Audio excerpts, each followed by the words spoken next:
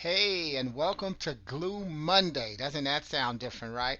Thank you. If you are one of my Glue Wednesday subscribers, then you know how new Glue Monday is. But this is the first Glue Monday. So let's see who will be the first person on in the first Glue Monday.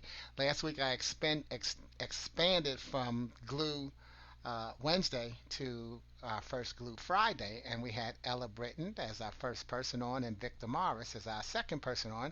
Uh, um, um, Equally cast, that was the first female and the first male, so each of them still gets the category. Hey, Jesse James, my brother, you are the first person on my Glue Monday. Thank you, love, and Jamaica. All right. Tell Matilda I said hi, okay? But yeah, less than 2 minutes, we'll start our message. And those of you who are on the broadcast, you can see I have my faith shirt on, Faith, feeling as if there's hope. We cannot in life is give up. And we haven't. That's what these broadcasts are all about. Hey, Mary. Great. So, see, I got my first male and first female on for Glue Monday. And right in a row. And so our first and second people, see, you are now in history. You're in the history books with me. Sylvester, man. Thank you for the flashback to Cranwell, my preppy days, that which was such a blessing for me. To go to a private high school in Lenox, Massachusetts. I don't know if y'all knew that about me, but yeah, I'm a preppy.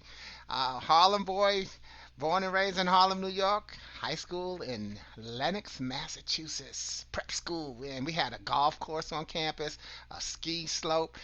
And you know what? And these are thoughts that right now, these are the types of things that you want to think about. Think about how wonderful your life has been. Because, as we got less than a minute, but we're going to go right on and jump right in. But think about how wonderful your life has been. Hey, Sylvester, let me do quick shout outs. Nanny, hey, my Charlotte Hart. Nanny, I'm still not doing physical labor. What's going on, Kim? South Carolina in the house. Joyce back there, Tennessee's in the house. All right, Aditha, is that Minnesota? Oh, I'm on a roll. Carmen, are you in Maryland? Was it, or was it Ohio? Okay, but I know you are. I love you, and it's good to see you. Tell Randy I said hey. Okay, but let's get on the topic. See, the reason I mentioned, like I mentioned, the high school things, and it's really about the memories. And as we start, my topic today is called the new normal, because everybody's talking about, well, we're going to go back to the new normal. Well, I'm here to tell you today that we're not going back to the new normal. We're in the new normal. Okay, the new normal, it's what you're doing right now, and it's also connected to how we have to look at change. All of us are extremely good at change, but we don't consider ourselves good at change because we think that change is this big thing, when change has always been a very small thing in our lives. It's been the slow steps that you've been taking on your pace. So actually, you are wonderfully set up for what we're going through right now, because you are a master of change. So first, change your mindset to thinking that we're in lack, when right now we're in opportunity, and we're in a situation where we can actually thrive, because we get a chance to be creative and get another look at ourselves. Because haven't you been fascinated about what you do, how resilient you've been? Say, wow, I got through that. I had never thought of doing that before. See, we say those things sometimes, and we don't stop and give ourselves credit for making those types of statements. We say them we express them with surprise, rather than expressing them with with relief. Wow, man, I did that. Not, man, I did that. No, man, I did it. So here's what I'm going to do. I had wanted to do like I did on Friday, and so maybe what I'll do is make Fridays the day for me for giving you the letters to but you can let's just keep this rule, because this is our broadcast. Whenever I give you the letters for the next topic, if you send me words, then I will mix that into the next topic. And as it turns out, my topic for today was going to be Monday, Monday. And so my formula is, you take the consonants in a word, you take the vowels out, and you use the consonants in your words, and that's what makes your message. So I was just going to use the M, the N, and the D. But nobody sent me any letters except my boy Walt in Chicago. He was Walter Cannon, but I call him Walt, and he calls himself Walt. He sent me three letters for the word, with the three words for the letter D. And his three words, I'm going to let them unfold, but I'm going to connect them to what you can see in the promo, to new, to show you that we are already in the new normal, because as we're doing things, we normalize them. So it's the new. So the N, so let's first look at the N. The N is for now. Like I said, the new normal is now. And what Walter did was he gave me three D's, and what I've chosen to do is string the three D's together. And so I okay. What do you Oh, I gave it away. Divine. You think of divine. You think of things going well.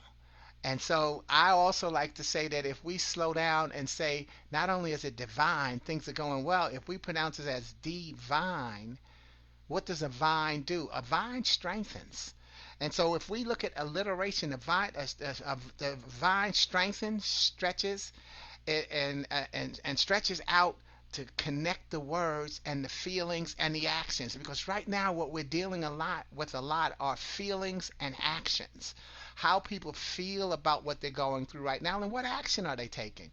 Even though I say it rhetorically, I say it to you. How do you feel, and what actions are you taking? Let's get you in the right state of mind so we can do that. So that's the divine, the three words that Walter gave me, that I'm going to connect them today to our three letters in new, N-E-W. So the N for now, and the word he gave me, one of the words was destiny. Destiny, I love it. And you know what is, because destiny is what? It's about what we were put here to do. What are you supposed to do? And I was excited because what I decided to do, I'll go right to a word from scripture, because destiny, we find it immediately in the book of Genesis, because Joseph, who was sold into slavery by his brothers, that was actually a part of his destiny.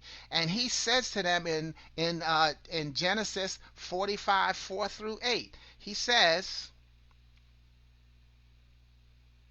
come Come over here, he said. So they came closer, and he said to them, I am Joseph, your brother, whom you sold into Egypt. But don't be angry with yourselves that you did this to me, for God did it. He sent me here ahead of you to preserve your lives. These 2 years of famine will grow to 7, during which time there will neither be plowing nor harvest. God has sent me here to keep you and your families alive so that you will become a great nation. Yes, it was God who sent me here, not you. And see, so I look at that and I couple that, because remember, we're in a situation where we've been prepared for this situation all along. That's part of the new normal. And we connect Joseph to another one of my good friends in the Bible, Esther, who says it even more plainly in Esther 4:14. Mordecai actually is saying to Esther, he says, if you keep quiet at a time like this, deliverance for the Jews will arise from some other place, but you and your relatives will die. What's more, who can say but that you have been elevated to the palace for a time, for just such a time as this? See, so Esther and Joseph have that in common. What someone meant for evil, they were put into place and elevated to a higher spot in the palace so that they could be there as a resource for other people. And the reason I really liked, was happy to see that message, because what it also says to me is it's a way for me to say thank you. I say thank you because you know what? I have to be sure to keep my messages. Right now, if you're using me as a vessel to pull you along, not just through, but along, because all of us are going through, but pulling us along, if I'm going to be used as your messenger, I want you to always choose your messengers carefully and recognize that you're being chosen as a messenger. So I have to make sure that I keep my messages factual as well as positive. And it's like what my friend George had posted in one of the last glues, where he said something about, thank you for doing what you're doing. I've got a whole new respect for you. And I wrote him back and I said, you know what? I'm excited what I practice rather than practice what I preach. And that's what you want to do when you're choosing your messengers, especially right now, but throughout your life. Are you and are you, and when you're the messenger, are you practicing what you preach, or are you preaching what you practice? And in case you don't see what the difference is, when you practice what you preach, you say, well, this is what somebody should do and I'm going to do it. When you preach what you practice, you say, this is what I've done, and that's why I'm confident telling you that you should do this. I'm not worried about how it's going to come out. I've done this already, and I'm saying to you, hey, give this a shot. Preach what you practice. It's much stronger. There's nothing wrong with practicing what you preach, but it's much stronger to preach what you practice. And that's important to me. So I thank you, anybody who's encouraging me, because it makes a difference to me. I need encouragement as well. Why? Because I know that I have to make sure that I'm delivering the right message. If God sent me, it put me in position to do this for such a time as this, I can't afford to lead people down a dark alley. That's responsibility. That was our topic last week. And that's the responsibility that you have. Someone is following your lead. Someone is following your lead. You cannot afford to lead them down a dark path. As we get, and there's a lot of false messages going to pop up right now because everybody's telling you, what, this is what you need to do. This you need to watch out. Fact check them all, y'all. Fact check them. And if you're going to use social media, especially if you're going to use Facebook, let me tell you something. When you get those things where you're saying, spread this out, make sure people know this, you are not spreading it out by sending it as an inbox message on Facebook. You have to post it on your page so that it can get likes and shares and loves. That's how you spread the message. If you and you can still send it inbox, but I got to tell you, if someone sends me something inbox, the first thing I do is go to see if they posted it on their page. If you didn't post it on your page, guess what? I do not forward it. I will tell you that right now. Because if I'm one of the send this to 20 people, if I'm one of the 20 people, you know how long that's going to take? First of all, I'm not going to send it to 20. So now you're down to 19. And think about how many of those 19 are going to send it to 20. Because what it does is it kind of filters fear. A lot of times when we send those things, right now I'm not seeing it as much, but like we say, send this before they take it down, and it's filtering fear. So if you want to get a message out, let's learn how to use. We can't just do social distancing, which a great friend of mine, Nemo, I give him a shout out because he said the other night when we did a virtual poetry reading, he said it's not about social distance right now. We have physical distancing because we are socially, we've got social media. We can still connect, but physically we're not doing the connection. So if you're going to have social distancing and connection, learn how to use it properly. No, at no point is it more important that you use your social media properly right now, because you've got my attention right now. That's the way people are feeling. Okay, I'm home, I'm checking it out. And what people read, they get to reread, and then that's what can turn it into facts for them. See, when you hear something, you say, I think he said that, I think they were coming from that, and then something happens and it's gone, you're on to the next thing. But when you read it, you get to check it out. So you know what I want you to do? Check it out. When you get something, go to truthoffiction.com. Go to Snoops or Snops, however they want to pronounce it. Fact check one another. That's the best thing we could do for one another right now, is fact check one another. Okay, I certainly appreciate being fact checked. Okay, meanwhile, I want to go one more scripture in, and that is because I had a great conversation with another friend of mine, Ronnie Bryant. Excuse me, and as we were talking, I heard him give me 3 C's. Me in alliteration and a divine, stretching words together. And he gave me 3 C's. He said compassion, concern, and consistency. Actually, consistency is mine. That's why I hesitated, because I want to tell you. Well, let me tell you what his 3 words were. He said compassion, concern, and CDC.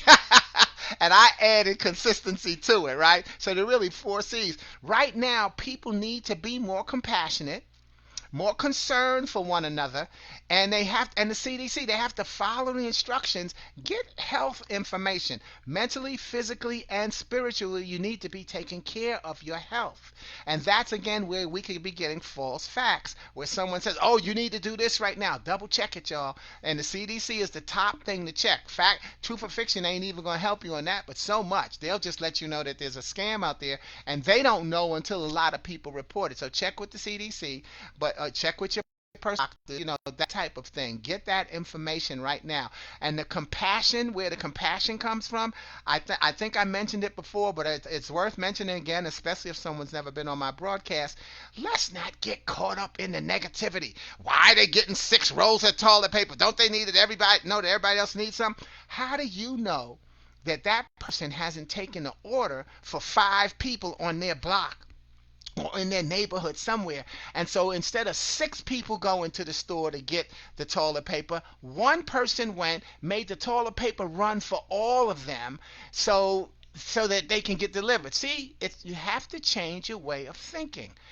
And that's not something new based on this. That's something that this has given us a chance to sit down and discuss and say, I didn't look at it that way. See, slow down, y'all. This is not a rush. You're in this for the duration. And that's why I was excited because it brought me to my scripture reading today. Every day I do my biblical meditation in the morning, or I should say my meditation, and it includes my biblical references. And guess what was in my reading this morning? Isaiah 21:11 through 12. Oh, you don't know that one by heart? That's okay, me neither. But here's what it says. This message came to me concerning Edom. Someone from Edom keeps calling to me, Watchman, how much longer until morning? When will the night be over? The watchman replies, Morning is coming, but night will soon follow. If you wish to ask again, then come back and ask. So you see, that's what I'm talking about in terms of my C's: the compassion, the concern, the CDC, and the consistency. We will get through this. Yeah, right? Morning will come. When will this end? It's going to end, but there's another storm behind it. Y'all know one of my favorite ones that I got from an Air Force chaplain. The real moral behind the story of the 3 little pigs is not what type of a house you build, but the fact that the storm is coming. And when the storm comes, and then when the storm subsides and ends, there's another storm behind that. Have you given yourself credit for the storms that you've been through? This is a time where you can stop and give yourself credit for the storms that you've been through, and credit yourself a lot. Pat yourself on the back. You've been through some storms. So morning is coming, y'all. But when it's over, the night will be following it. So it's not where we're going to stop doing all these things. It's just like when at 9/11, where everybody was nice, and then after that had subsided, we went back to being mean. That type of thing, okay? Can we find a way to keep rebuilding the relationships that we have? So that's the end. That's the now in the new normal. Now, and all of those scriptural connections, and Walter's word, it was destiny. We have all been destined for this moment. We're at a spot in history, y'all. This comes in a history book, because a lot of times the things that happen in our lives are county, neighborly, city, region, country. But now this is world. This is world. This is where we really get to see that everybody is connected. And it was so good. One of my friends, Valda Boyd, said to me this morning, she said, oh God, while I was saying her name, it made me forget what she said. But she said something about it was showing how connected we are to everybody in the world. And she was so excited about it. She said, this is cool. So I think about, if I remember what her exact words, I'll put it in the feed. But Valda, I got to give you the shout out, because it was such a blessing talking to you this morning as well. But yeah, I know what it was. Boom. She said, imagine if we didn't have the internet. Right? See, so what's going on? And now even just in case that I gave a faulty shout out, I also had a good conversation with a friend of mine, Cherie DeMayo, this morning, and maybe she said that, but I'm giving it to Valda because she were talking on Zoom, and it seems to me like I was looking at the person, but I could have gotten it from Cherie. And we were talking on the phone. See, must be shout Monday, cool in the gang. All right. Okay. And then the E. The E is for every day and every moment. Right? The new normal is every day and every moment because we're in it right now. This is what's going on. Okay. And the word that begins with a D, determined. You have to be determined. See, we even say, I'm going through this. Well, through is always what? A self fulfilling prophecy. It's saying that we're going to come out on the other end like a shining star. No matter who you are, earth, wind, and fire. Y'all know I love them, okay? But turns out I have a poem. Wrote a poem about it. Like to hear it? Here it goes. Here's a poem that I wrote back in 1998. And it's called Turning Points. And I think it's right there with what we're doing today in terms of, because the other day I did a post, I did my first Instagram, Facebook Live combination post. I was getting tech savvy. Heidi Hanna, she laughed. She said, oh, go on, Mr. Techie, but she's one of the people that has taught me how to be pretty techie. So I'm still not tech savvy. I call it tech savvy, okay? And I still enjoy being tech functional rather than tech literate. But one of the things I said when I did that post, and I just read a poem, and I talked about how, every day we wake up, we're a new person. So that's why this is called Turning Points, where I actually say that verbatim. If I wake up today the exact same person I was yesterday, perhaps I never went to sleep. For through the years, as my mind has hungered for knowledge, my curiosity has gotten the best of me, even when I gave it no target. And my ability to understand yesterday fulfills the happiness I continuously plan to enjoy.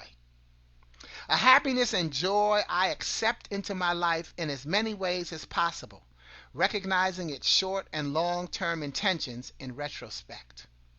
I hold on to each moment, outwardly bold, courageous, and determined, while inside afraid, bewildered, and cautious. And my belief system asks that I acknowledge my fortune and reward myself for mastering change as I have. Though I can't remember the first step or fall I've taken, I recall the last. Unable to quote each word I've spoken or heard, I share my wisdom, recount all I've learned. I've refused to give in, turned down offers, missed an opportunity, forgotten and given, loved and lost, won and wondered. And my belief system asks that I acknowledge my spirituality and reward myself for mastering change as I have. Since I reached my first goal this morning, waking up, I've lived each minute and second unlike the last. And as I focus on what I'm good at and what I like about myself, I live for the present, not the past. For I could have surrendered a long time ago.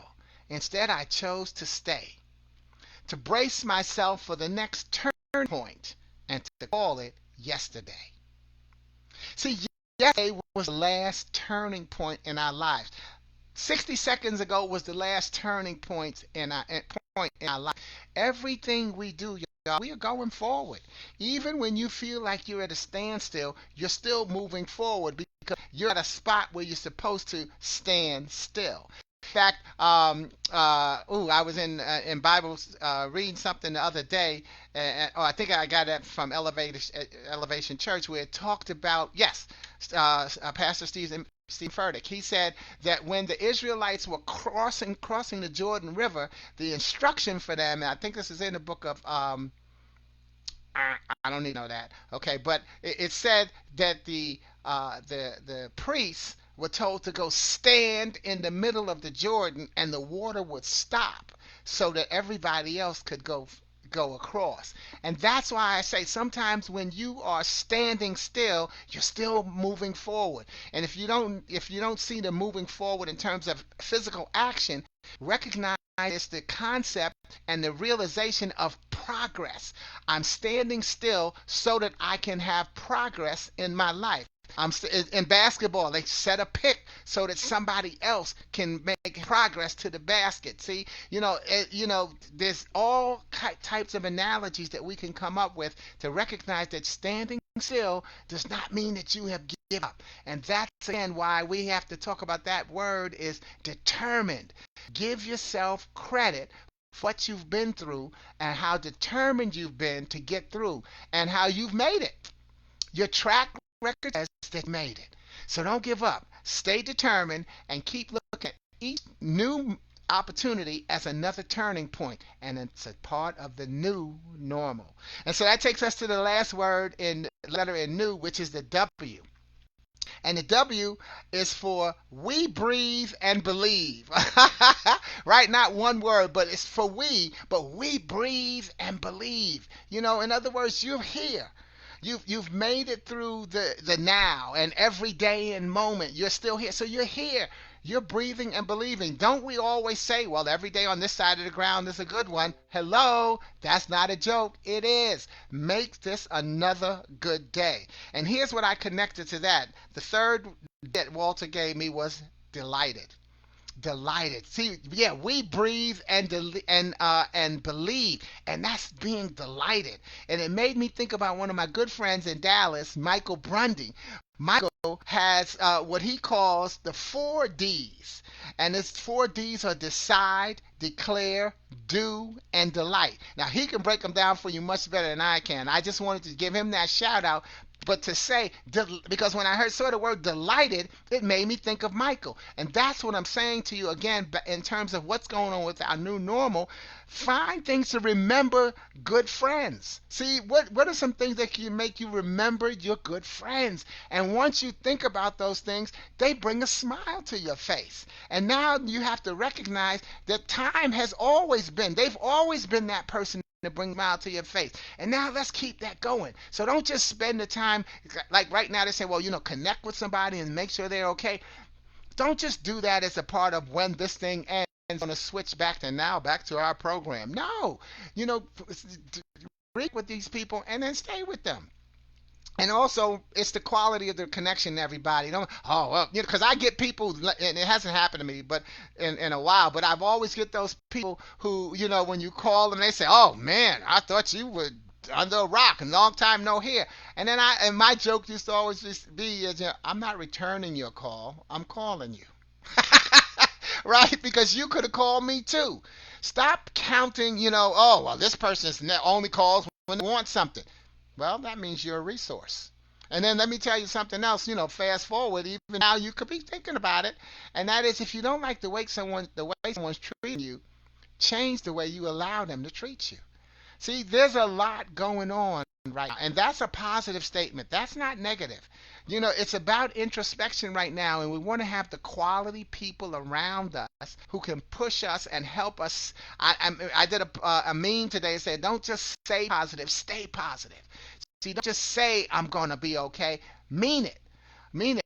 And then once you see that you're okay in the moment, stretch that out to 5 minutes and stay positive. Don't just say positive. So when Michael says decide, declare, do, and delight, I know he talks about that. You have to make a decision. And we talked about that last week as well. We talked about commitment, where on one of the things on my wall, without decisions and action, commitment is just an interesting idea.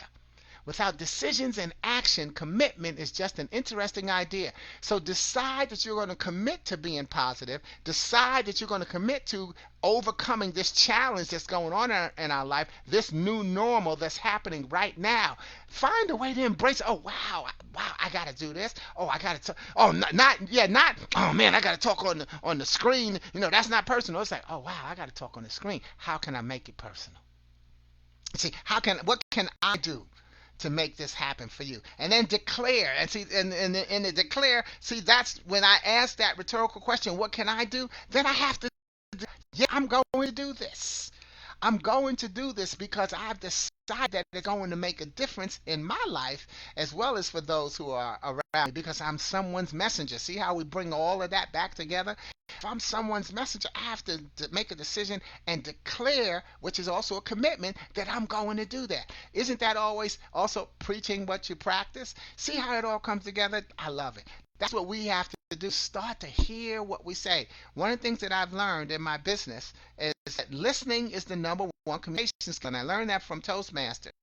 Listening is the number one communication skill, which is why I call myself the master listening, because I am going to listen to what's going on. That's how you see me playing around with words so much, because I listen to what the word is and then I find another use for it. Control your vocabulary. Don't allow your vocabulary to control you. See, it all starts to come together. And the more you've been with me, the more you hear these things come up in different places in my life and through different analogies. And that's the chance that we get to do. That's what sharing is all about. And Michael's third D is do. See, you have to do something. You can't just sit there and talk about it. It's like one of my favorite sayings: the game is being played. The game is being played. You cannot play from the stands. Ladies and gentlemen, you have to get on the field. You have to get on the court. You have to get on the ice. You have to play the game. It's being played. What game is that? The game of life. It's the game of life, and it's your game. It's your game, and you are the star in your life. If you remember how life is about going from one puzzle to the next, you're either small, medium, or large piece of the puzzle, yet without you, the puzzle is incomplete. Well, sometimes you have to recognize that you are the nucleus of your puzzle.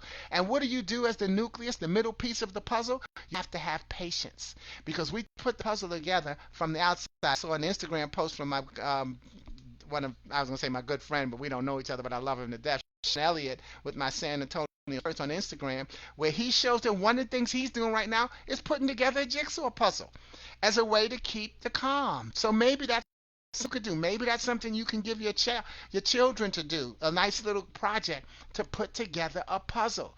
See, it's finding ways to keep ourselves calm, because we are living the new normal. So what are you doing? It's the decision that you make of what action you're going to take. Then you declare that you're going to commit to that action, and then you do it. What are you doing? And how can you share that so that other people can have options?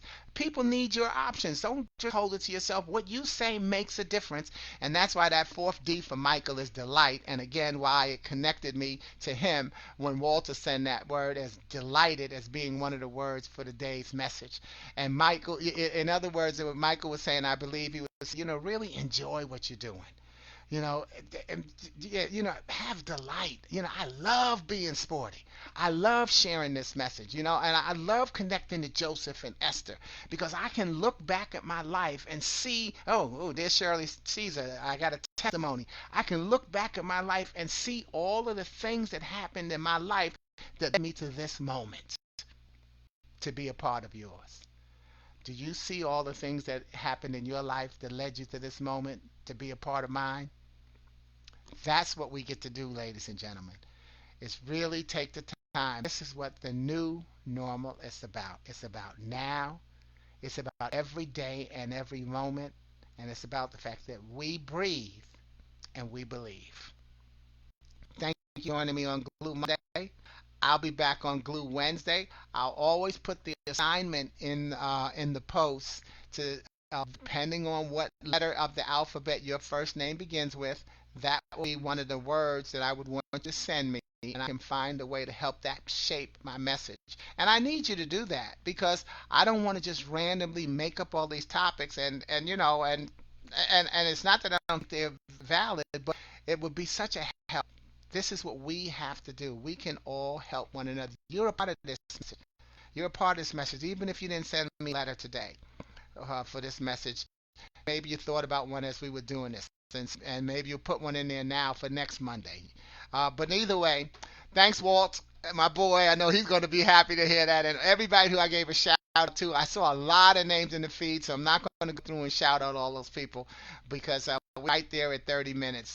So appreciate y'all. God bless you. Have a wonderful, wonderful day in your new normal, and make a difference for somebody else. I love you. Peace.